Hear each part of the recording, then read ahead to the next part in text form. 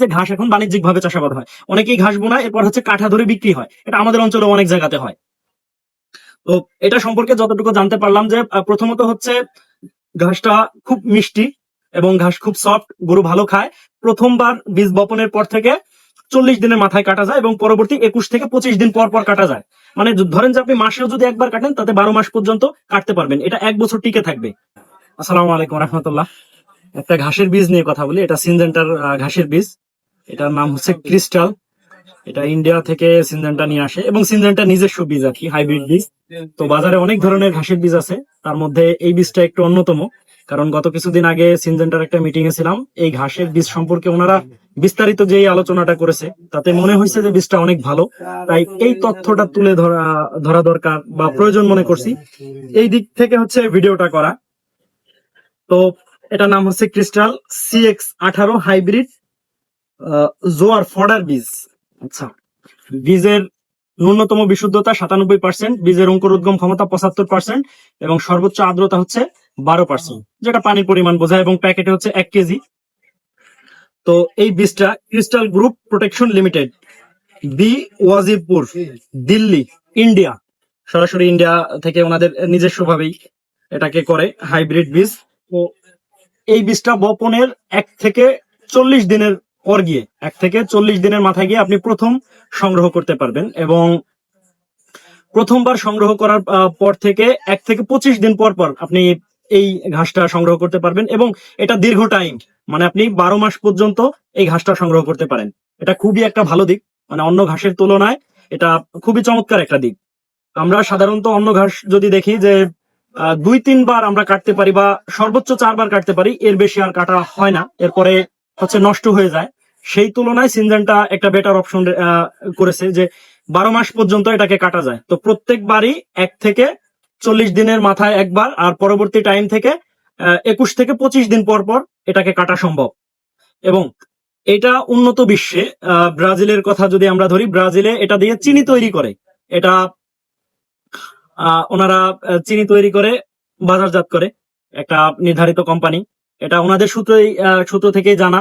তো এই ঘাসের একটা মিষ্টতা আছে, এটা সম্পর্কে একটু আলোচনা করি যে অন্য ঘাস যেখানে ধার, মানে পাতাতে ধার থাকে, গরুর বেশি একটা খাইতে পারে না, দেখা যায় যে অনেক সময় গাল ছুলে যায়, এ ধরনের সমস্যা আসতে পারে। কিন্তু এই জায়গাতে যদি আপনি চিন্তা করেন তাহলে এই ক্রিস্টালটা একটু অন্যতম, কারণ এটার গায়ে কোনো কাটা নেই বা কোনো ধার নেই, খুব মিষ্টতা এবং সফট, খুব তৃপ্তি নিয়েই হচ্ছে গরু খেতে পারে, সমস্যা হয় না, শরীর স্বাস্থ্য ভালো থাকে এবং দীর্ঘমেয়াদী।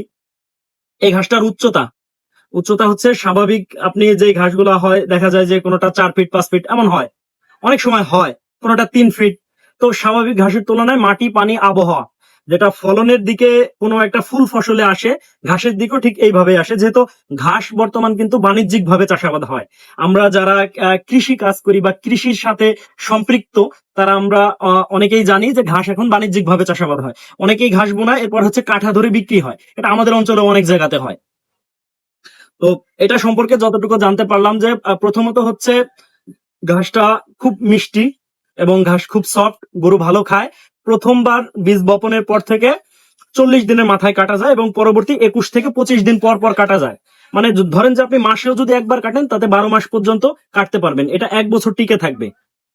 এবার কোম্পানি নিজস্ব কিছু রেস্ট্রিকশন রাখছে, এটা রেস্ট্রিকশন রাখার যে মানে, কারণ মৌসুম অমৌসুম বলতে একটা কথা থাকে, এটা হচ্ছে যে মৌসুমে প্রত্যেকটা ফুল ফসল ভালো হয়, এটা আমরা অনেকেই জানি। তবে অমৌসুমের ক্ষেত্রে কোনো কোনো ক্ষেত্রে ত্রুটি আসে, আপনি বীজ বপন করছেন, পানি বেজে গেছে, সেক্ষেত্রে তো কোম্পানি দায়ভার নিবে না, কোনোভাবেই নিবে না, সেটা আপনিও বুঝতে পারতেছেন যে অতিরিক্ত জলাশয়, মানে যেখান দিয়ে পানি যাওয়া আসা করে বা পানি বেজে থাকে, ওই জায়গাতে বীজ গজানো সম্ভব না, মানে অঙ্কুরোদ্গম ক্ষমতা নষ্ট হয়ে যায়, বা কখনো গজাইলে পরেও পরে লাল হয়ে নষ্ট হয়ে যায় বা পচে যায়।